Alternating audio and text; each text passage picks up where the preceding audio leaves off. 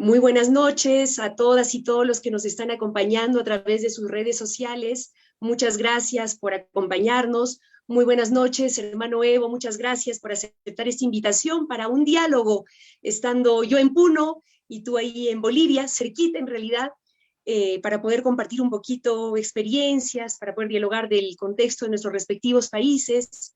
Eso, así que muchísimas gracias, hermano Evo, y bienvenido a este encuentro. Muchas gracias, hermana Vero, por invitarnos para esta charla. Somos pues vecinos, hermanos, con la misma historia, con el mismo pasado. Tuve muchos encuentros con presidentes del Perú, encuentros, pero también con candidatos en el pasado, tantos recuerdos. Este encuentro es parte de ese encuentro para compartir nuestras experiencias de vivencia, de lucha, siempre pensando en nuestros pueblos. Claro que sí. Estamos aquí en Puno, donde efectivamente mucha gente se mira también en el espejo de nuestro hermano país de Bolivia, hace contrastes y comparaciones como es natural, y la verdad que también en varios momentos de nuestra historia hemos mirado con expectativa los cambios importantes que se han dado en Bolivia, que nos han reforzado la convicción de que sí se pueden hacer mejor las cosas. Yo estoy precisamente, Evo, en estos momentos, bueno, en campaña electoral aquí. Tú sabes, el 11 de abril tenemos la primera vuelta de las elecciones presidenciales y congresales. Acabo de, bueno, recorrer las provincias de Melgar, de Lampa, estoy ahorita en Juliaca. He podido conversar en esta jornada con ganaderos, alpaqueros, artesanos, como en Pucará, aquí mismo en Juliaca, con micro y pequeños empresarios. Y la verdad, te decía, ¿no?, antes de salir al aire, que me sorprende gratamente la resistencia y el coraje de nuestro pueblo, porque este último año ha sido bien duro, bien difícil, la verdad. Los peruanos hemos sido muy, muy golpeados, y sin embargo la gente no se queda en la resignación o en el dolor, sino que tiene esperanza y hasta convicción de que las cosas van a cambiar. Y eso es lo que nosotros queremos proponerles con nuestra propuesta, con Juntos por el Perú, acompañar, ¿no?, a nuestros agricultores, ganaderos, alpaqueros, que la verdad han salido bastante bien hacia adelante solos, ¿no? Son muy conocidos aquí en el Perú el queso de Melgar, las artesanías de Pucará, en fin, Puno es conocido como un pueblo trabajador, creativo, que necesita solamente un apoyo, ¿no?, del Estado, que los pueda acompañar con capacitación, con asistencia técnica, un Estado que también recupere la soberanía sobre nuestros recursos. Eso es algo que nos reclaman muchísimo aquí, ¿no? Tenemos gas natural en el sur del Perú, tenemos litio aquí en Puno, pero bueno, tú sabes que por otro lado, quienes han manejado nuestro país como su hacienda, quienes no quieren que las cosas cambien, dicen que lo que proponemos traería caos y más pobreza, ¿no? Imagínate, un poco lo que les decían a ustedes, ¿verdad, hermano Evo, cuando participaban en el proceso electoral antes de que asumieras la presidencia? Y sin embargo, no es precisamente caos lo que ustedes han generado en Bolivia, sino todo lo contrario, ¿verdad? Sí, no. Cuando usted me habla de Juliaca, tengo tantos recuerdos de Puno, de Cusco, viaje hasta Quillabamba, en buses para integrarnos, para unirnos. Espero que esté por ahí mi hermano Juan Rojas, que era dirigente de la CCP, la Confederación Campesina del Perú. Tenía muchas relaciones, buenas relaciones. Ahora que nuestro de presidente queremos retomar encuentros, eventos sociales, obreros, campesinos, indígenas. Pues, hermana, y nuestra experiencia vivida, que para mí ha sido tan importante la unidad. Primero nos hemos unido el movimiento campesino indígena original. Acá tenemos como 5 organizaciones llamado Pacto de Unidad: la Confederación Campesina, Econamac, el movimiento indígena, SIDOP, indígena del Oriente Boliviano, los llamados interculturales, que se han ido del occidente al oriente para buscar mejores condiciones de vida, Y finalmente las Bartolinas, nuestras hermanas campesinas indígenas. Uniendo eso, nos hemos ido a unir como obreros, petroleros, transportistas, pero también hemos unido a las izquierdas, Partido Comunista, Partido Socialista, había un partido de Eje Pachacute. Bueno, lo más difícil es cómo unir. Pero cuando hay un proyecto político de liberación, como usted decía, de sentar soberanía, soberanía del Estado, dignidad del pueblo, soberanía sobre nuestros recursos naturales. Si hablamos de soberanía de nuestros recursos naturales, estamos hablando de la recuperación de los recursos naturales. Yo decía, y siempre digo, desde la interacción de la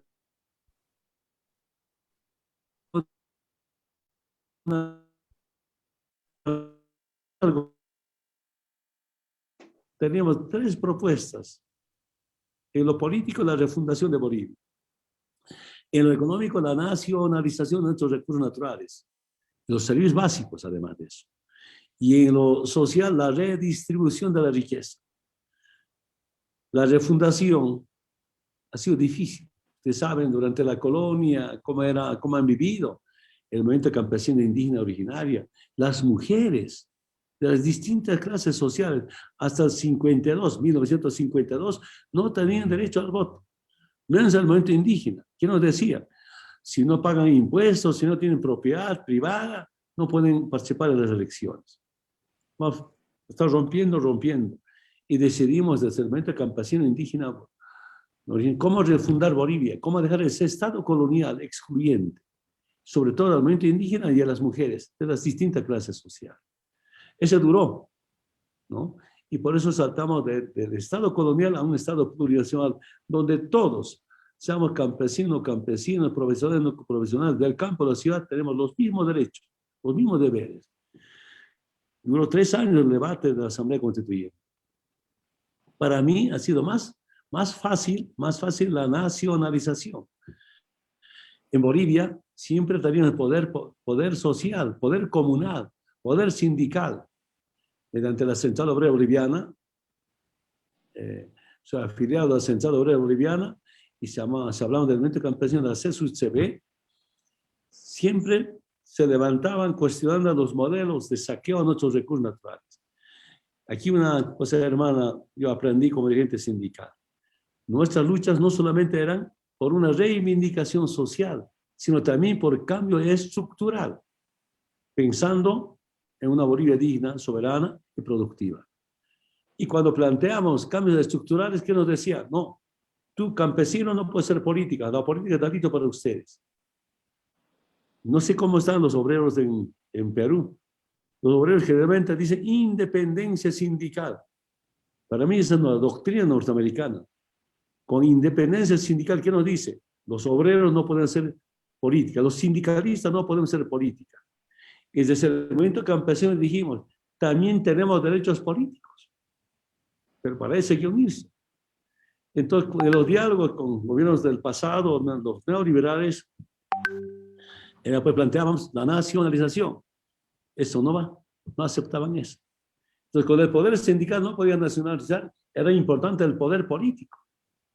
Entonces hay que organizar un movimiento político de liberación al pueblo, pero también con un programa económico, un programa del pueblo, programa económico. La política económica viene del pueblo, la nacionalización.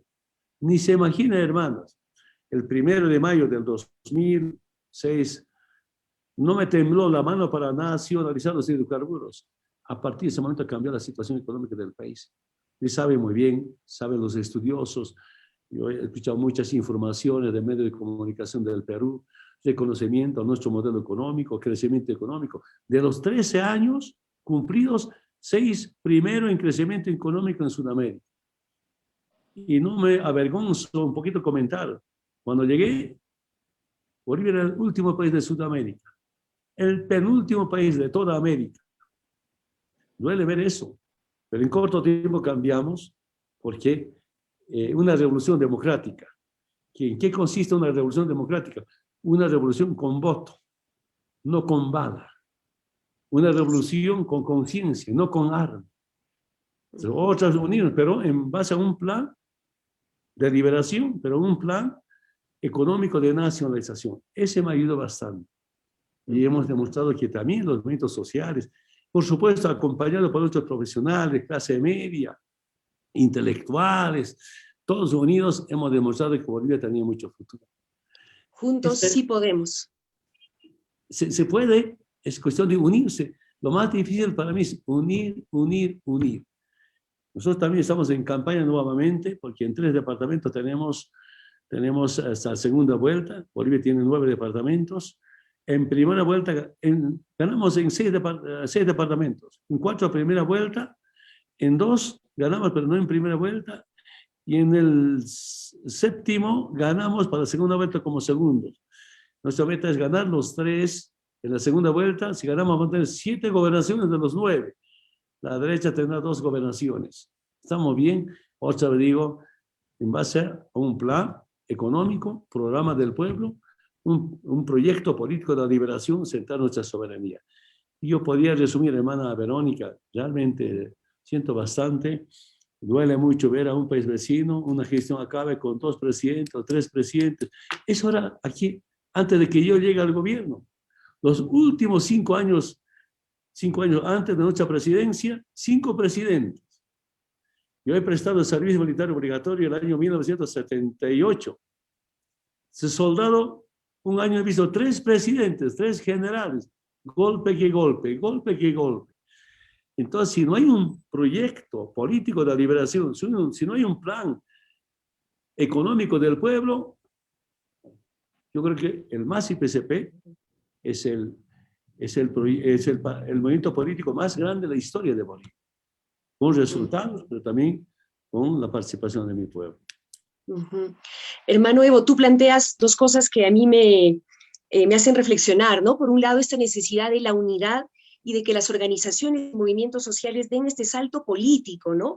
Y yo quería comentarte que en estos últimos días, y hoy día mismo aquí en Puno, por ejemplo, estuvimos con la Federación Unitaria de Campesinos de la provincia de Melgar, donde los compañeros decían con mucha convicción que lo que demandaban no era solamente en capacitación, asistencia técnica, programas de riego, sino también la refundación del país. Ellos reivindican con convicción, con coraje, la necesidad, por ejemplo, de una nueva constitución y saben que para ese proceso necesitamos de la unidad con los trabajadores, con los jóvenes, micro y pequeños empresarios, y es un poco lo que desde Juntos por el Perú queremos promover.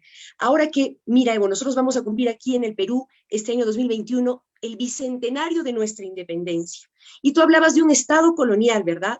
Y es un poco lo que siento que aún vivimos en nuestro país. Es como si estuviéramos en plena colonia.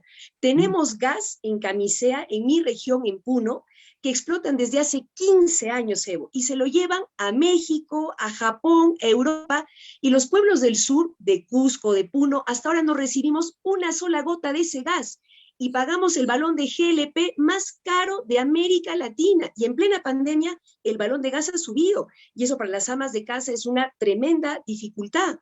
Tenemos litio, por ejemplo, ahora en nuestro territorio aquí en Puno, ¿no?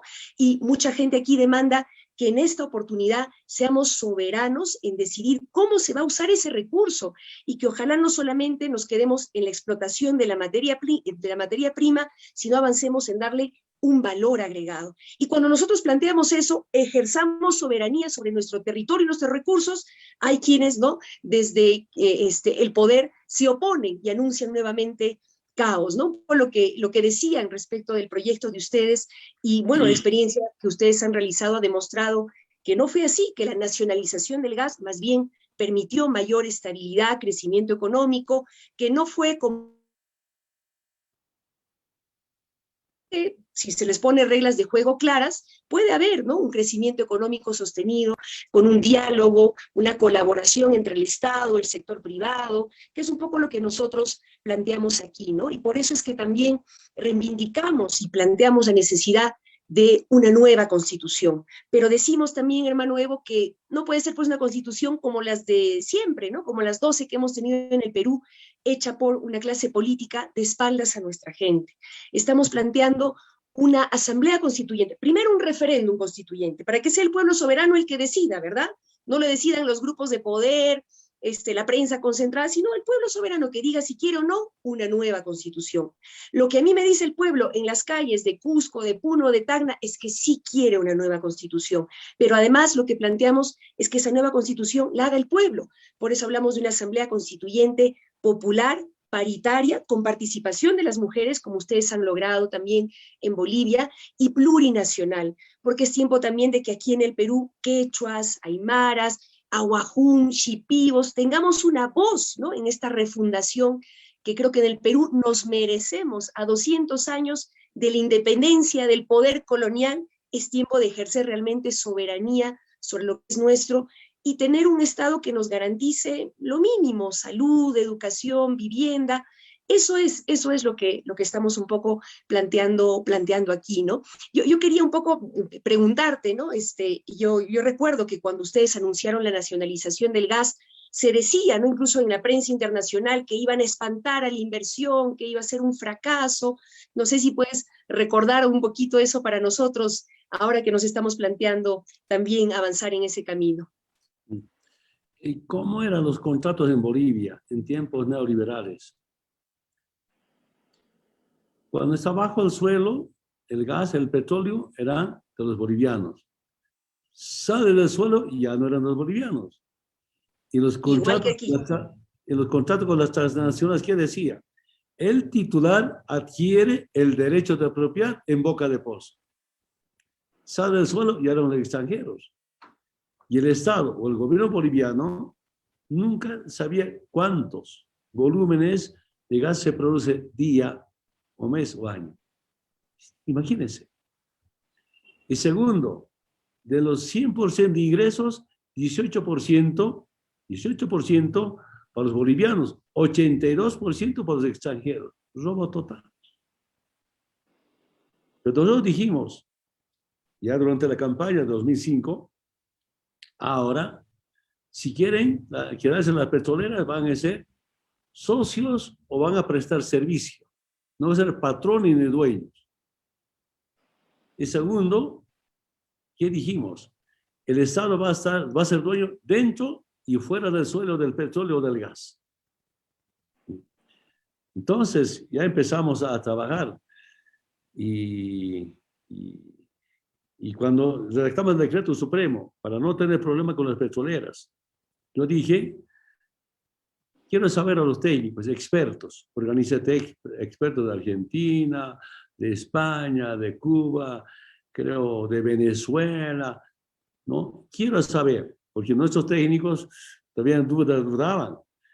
El gran problema que yo tuve, yo no soy técnico, no tengo formación académica, pero llegué a la presidencia gracias a la verdad y gracias por la honestidad. Entonces, yo le pregunto, a ver, quiero saber, ¿no?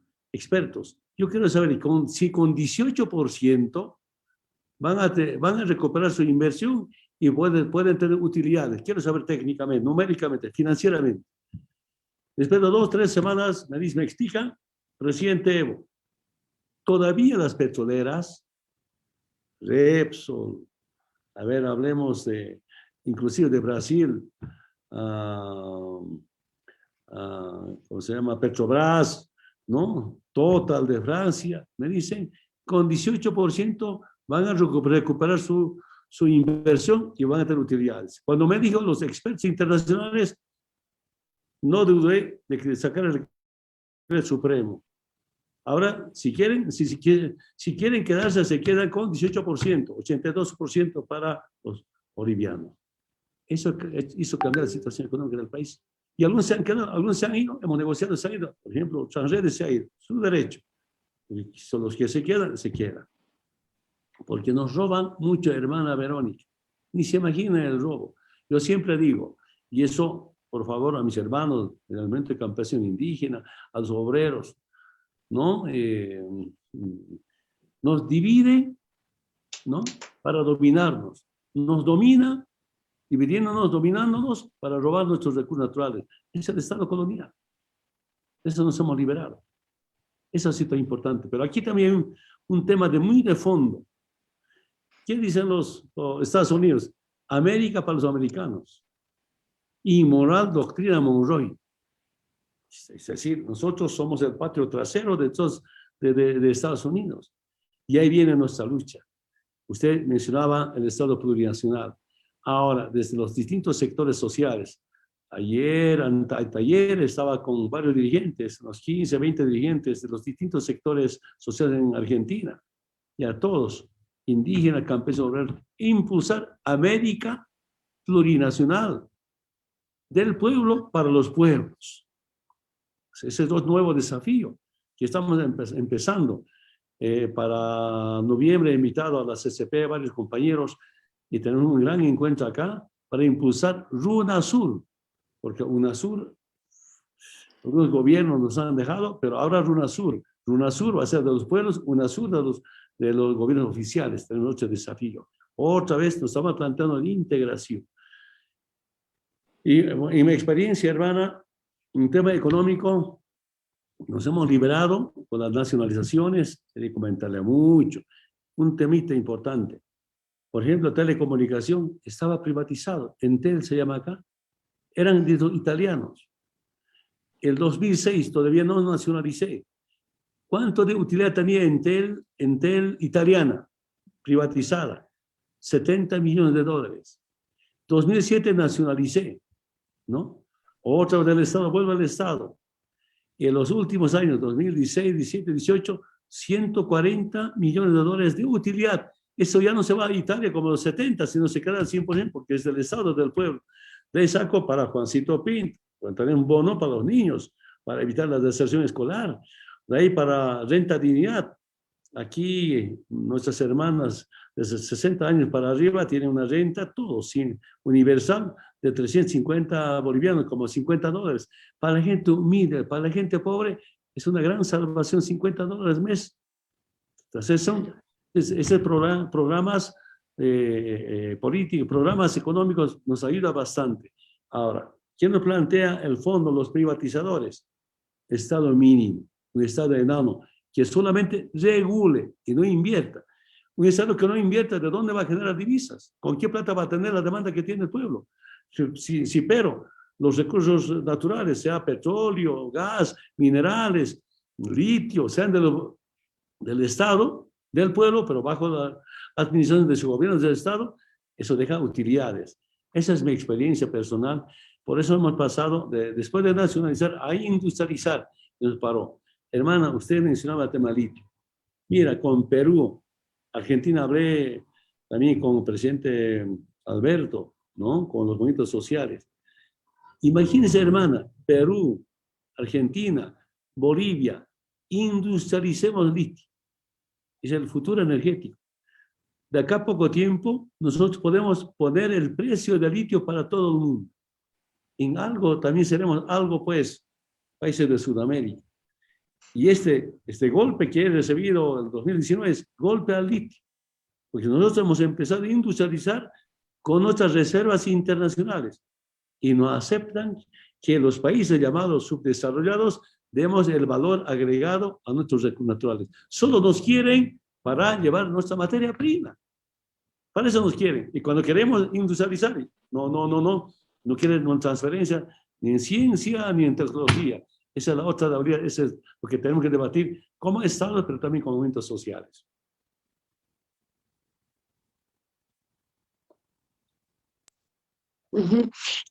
Sabiendo que es una industria también muy compleja y delicada, qué importante sería poder tejer una alianza de Perú, Bolivia, Argentina para poder industrializarlo, no simplemente hacer que otros se lo lleven fuera y nosotros recibir alguna renta, sino darle nosotros mismos aquí en nuestros territorios el valor agregado. Y qué importante para eso la colaboración entre pueblos hermanos, ¿no? Yo recuerdo mucho también que se habló durante hace un par de años aproximadamente, de la posibilidad de que Bolivia también colabore con el sur del Perú y en particular con Puno, mientras que nosotros vamos haciendo el gasoducto del sur y la masificación del gas a partir de nuestro gas natural, también Bolivia nos pueda proveer, ¿no?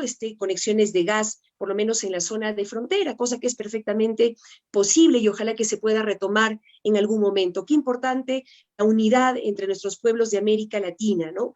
Pero también me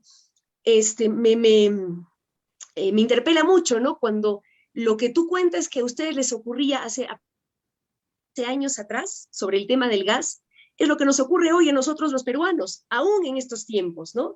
Esto de que somos dueños de nuestros recursos mientras están en el subsuelo, pero una vez que están fuera, son las empresas concesionarias las que pueden decidir hacer lo que les da la regalada gana con nuestros recursos, y el Estado no puede decir nada.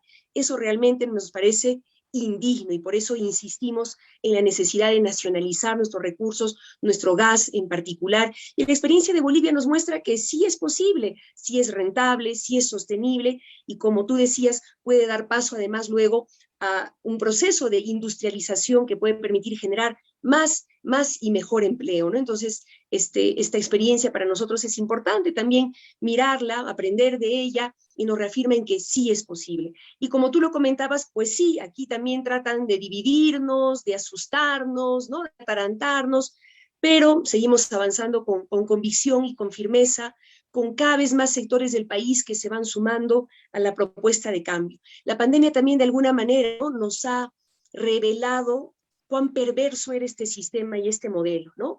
Porque, valgan verdades, crecimiento económico en el Perú sí hubo, principalmente por los altos precios de los minerales, pero fue un crecimiento económico que quedó en los bolsillos de unos pocos, poquísimos, a costa de rematar nuestras riquezas y dejarnos migajas, a costa de depredar la naturaleza, a costa de debilitar el Estado, como tú decías, ¿no? Esta idea de que el Estado hay que reducirlo a su mínima expresión. Bueno, el resultado en el Perú ha sido que el Estado no ha sido capaz de garantizarnos lo mínimo durante la pandemia en salud, en educación. Realmente el abandono ha sido total, y así lo siente la gente.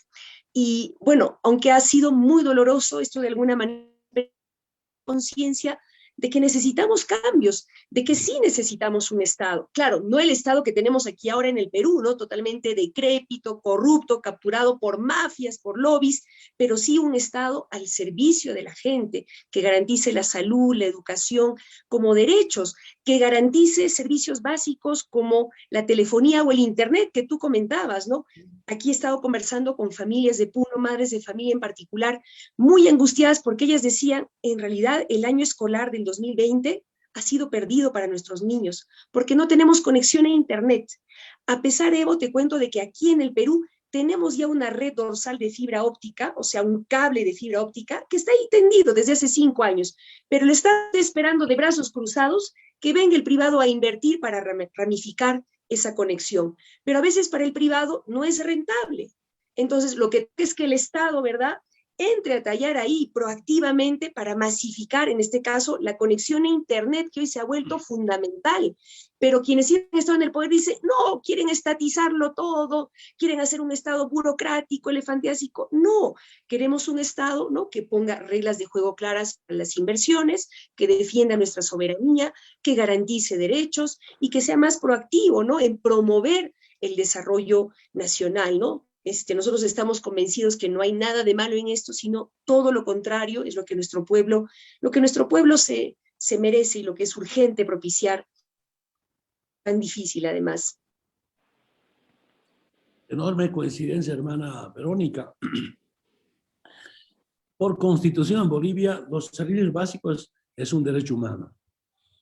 Esa es una forma de pelear por los derechos colectivos. A veces estaba revisando las constituciones de Europa, bueno, fíjense, de Estados Unidos, solo hablan de los derechos individuales, no tanto los derechos colectivos. Cuando dices que agua, luz, telecomunicaciones es un derecho humano, estás luchando por un derecho colectivo. Acá es un derecho humano. Y te comento, a ver, en tiempos neoliberales, no sé si el galón acá se llama garrafa, la familia promedio usa 2 garrafas de gas. Eran como 50 bolivianos. Llegamos al gobierno, instalamos gas a domicilio. En vez de pagar mes, 50 bolivianos pagan 8 bolivianos, máximo 12 bolivianos. ¿Y cómo beneficiar al pueblo? ¿No? Si es nuestro recurso. Con el expresidente, ¿cómo se llama?, compañero Vizcarra, en Desaguadero firmó un acuerdo para instalar el GNL en la frontera con París. Podemos retomar un acuerdo y ahí gana la familia. No sé cuánto estará el galón, creo que está muy carito, pero si instalando en vez de, en Boris, 8 bolivianos, allí que sea 15 bolivianos, como $2. Aquí es como un dólar.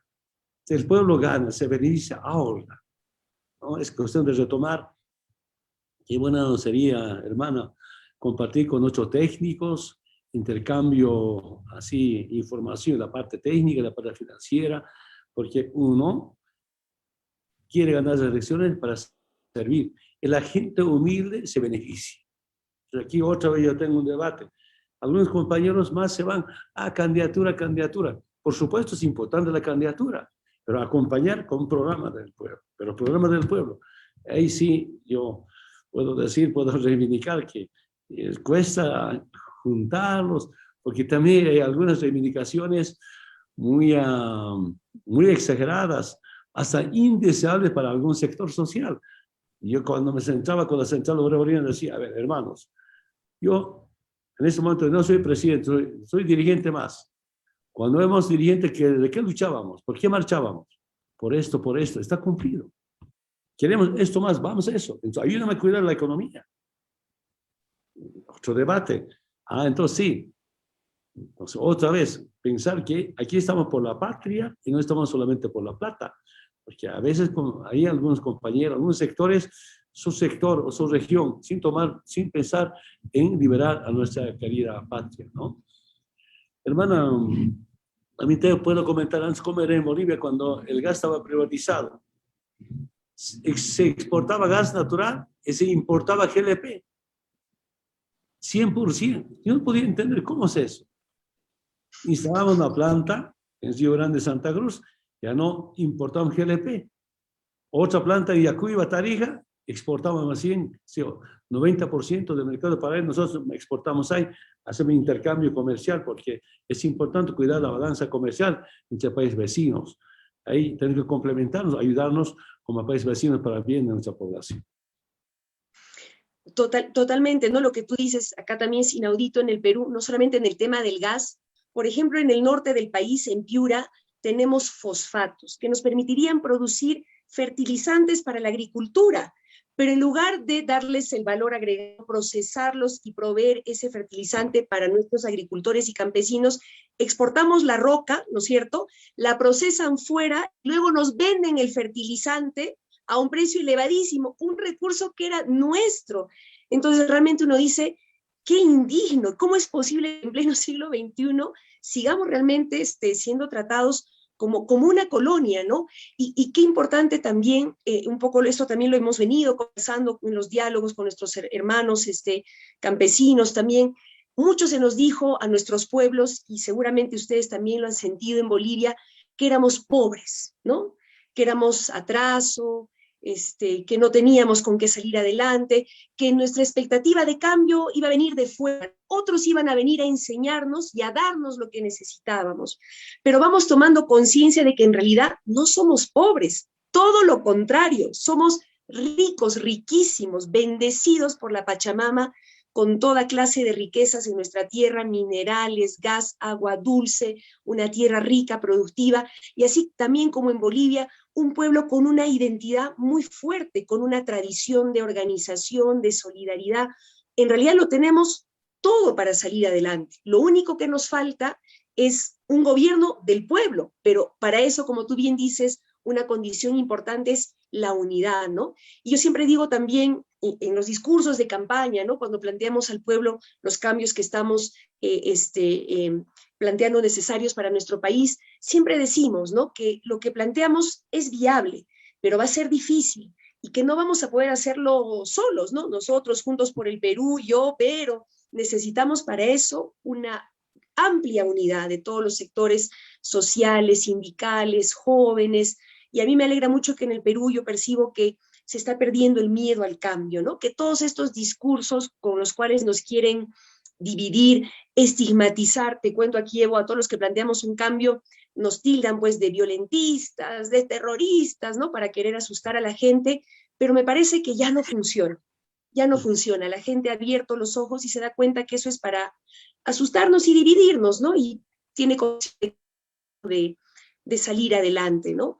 Y yo no quería cerrar esta conversación, compañero Evo, comentando una cosa que a mí particularmente como cusqueña, además, ¿no? De una familia quechohablante, campesina, me emocionó muchísimo, ¿no? Ver cómo en Bolivia, más allá de la recuperación de la soberanía sobre el gas y el tema económico, que por supuesto es fundamental porque tenemos que comer, ¿no es cierto?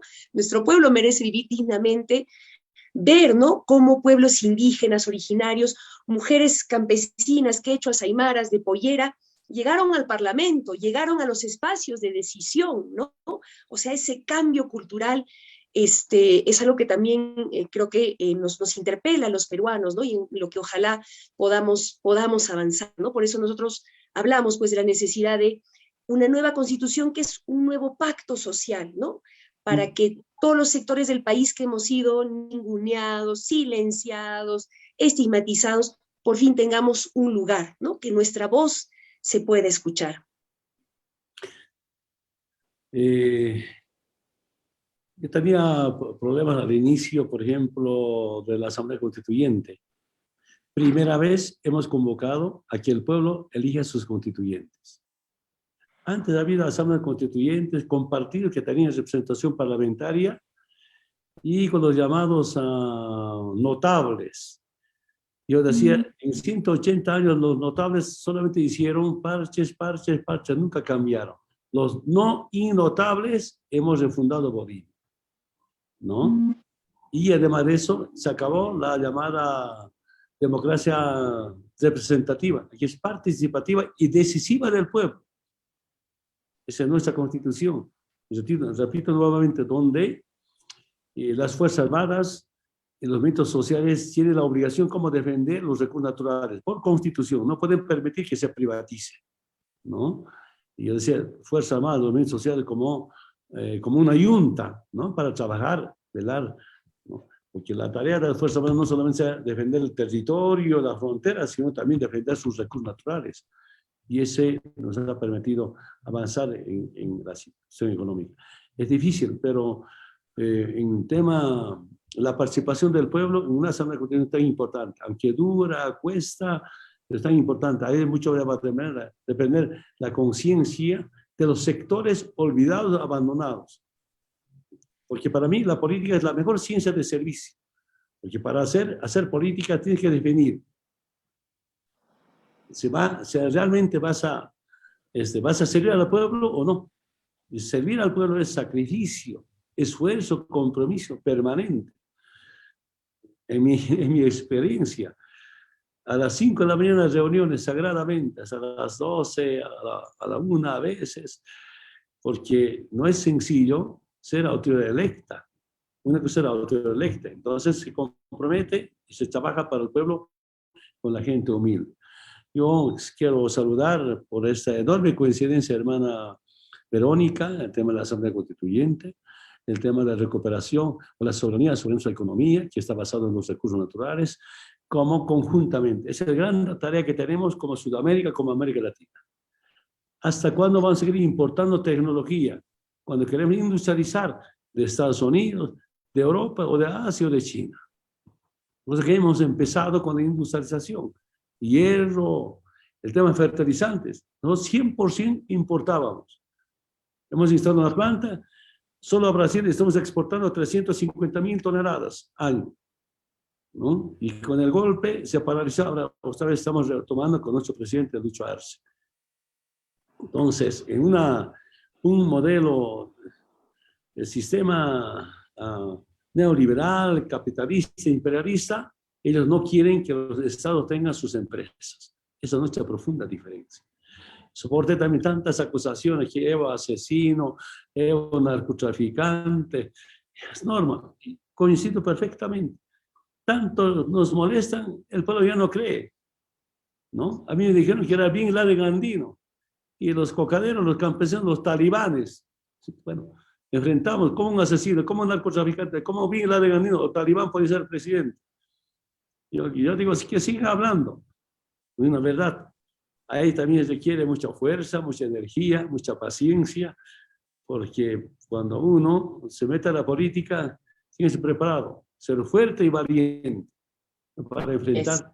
Y cuando estamos con la verdad, cuando estamos con el pueblo, todas tantas acusaciones se caen. Y cuando no pueden ganarnos en Bolivia democráticamente, golpe de Estado.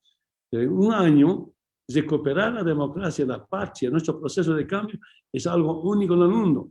En todas partes ha habido tantos golpes de Estado, después no pueden recuperar. Pero esa es la conciencia del pueblo. Son los resultados casi de 14 años de gestión. Hermana Verónica, nuevamente qué alegría verlo.